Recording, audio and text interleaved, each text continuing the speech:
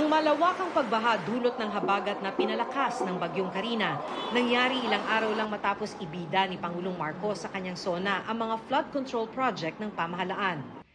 Kanina sa kanyang situational briefing, sabi ng Pangulo, tila hindi na raw nakakasabay ang flood control system sa bansa sa mas malalakas na bagyo at mas matataas na bahang dulot ng nagbabagong klima. All our flood control projects are projects that are in response to yung mga flooding noon. Bago na nagbago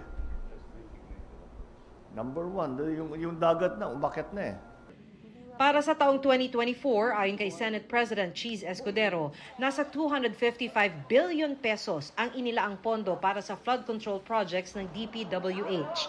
455 million pesos naman ang ibinigay para sa mga ganitong proyekto ng MMDA. Sa mga nangyaring pagbaha kahapon, ano raw ang nangyari sa mga proyektong ito? Kaya paiimbestigahan ni Escudero sa Senado ang mga kasalukuyang flood control projects. Gagawa rin ng sariling investigasyon ng Kongreso. Ang sabi ng DPWH, gumagana naman daw ang flood control projects. Masyado lang daw marami ang ibinuhos na ulan. Kung wala raw nito, baka mas malala at mas matagal pa bago umatras ang tubig baha. Nag-downpour tayo ng 2 days na pinula ang volume na bumaba agad. So I think it's understandable. Ang pinakamaganda nito is nakapag-receive naman yung flood water in a very short time.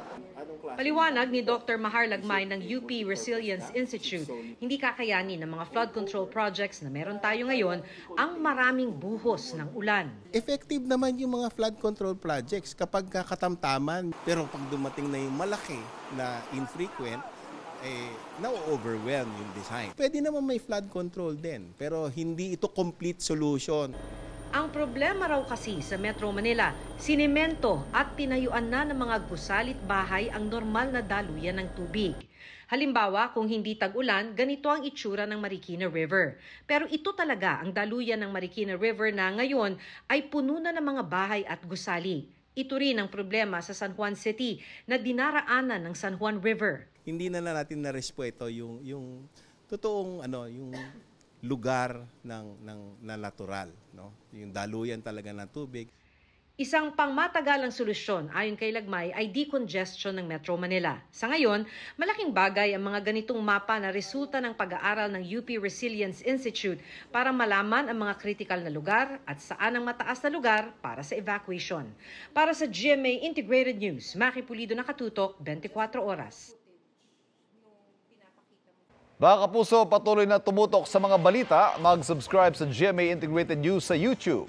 Sa mga kapuso abroad, samahan niyo kami sa GMA Pinoy TV at www.gmanews.tv.